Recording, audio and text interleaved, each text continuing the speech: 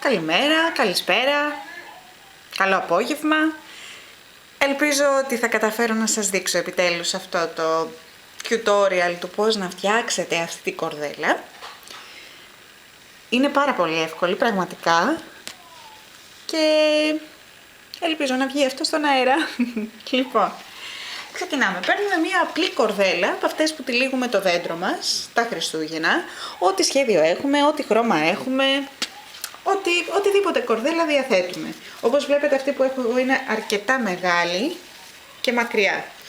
Βρίσκω το κέντρο της, ενώνοντας με το κλασικό τρόπο τα δύο κομμάτια, τις δύο άκρες της κορδέλας εδώ, τεντώνοντας την κορδέλα, βρίσκω τη μέση.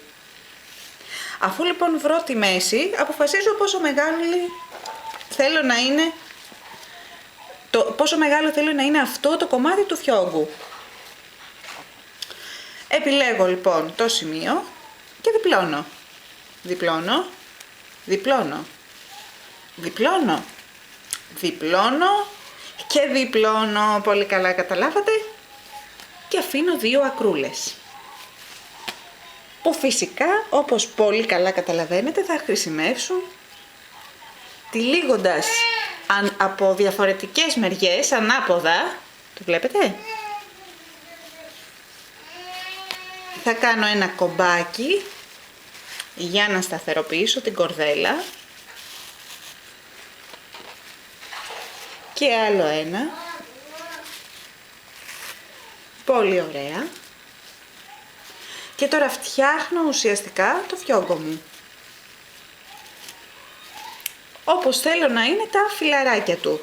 Θέλω να τα φουσκώσω και να τα βάλω μπρος πίσω. Θέλω να το σταθεροποιήσω καλύτερα γιατί θα μου φύγει τελείως. Λοιπόν, αυτό εσείς δεν θα το πάθετε. Το βγάζω λοιπόν για να το φτιάξω πιο σωστά. Ωραία. Ξανά. Εδώ βέβαια βλέπετε και το λαπτοπάκι από που συνήθως μπαίνω, σας βλέπω, γράφω.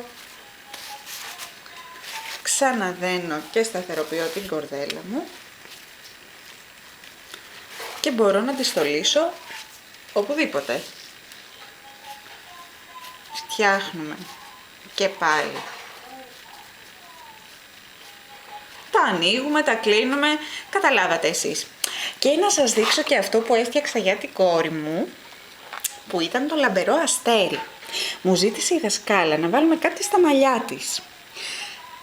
Επειδή λοιπόν δεν είχα κάτι και η κλασική στέκα δεν μου άρεσε, προτίμησα να βάψω μία χτένα που μπαίνει στα μαλλιά με χρυσό σπρέι και προσάρμοσα επάνω μία κορυφή αστεριού που είχα, έκοψα το σύρμα και το στερέωσα με συρματάκι. Δεν ξέρω αν το βλέπετε.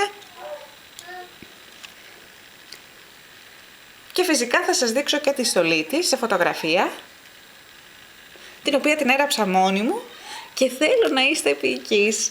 Αυτά για την ώρα. Εάν το βίντεο πάει καλά, μπορεί να δείτε κι άλλα. Ευχαριστώ πάρα πολύ. Φιλιά!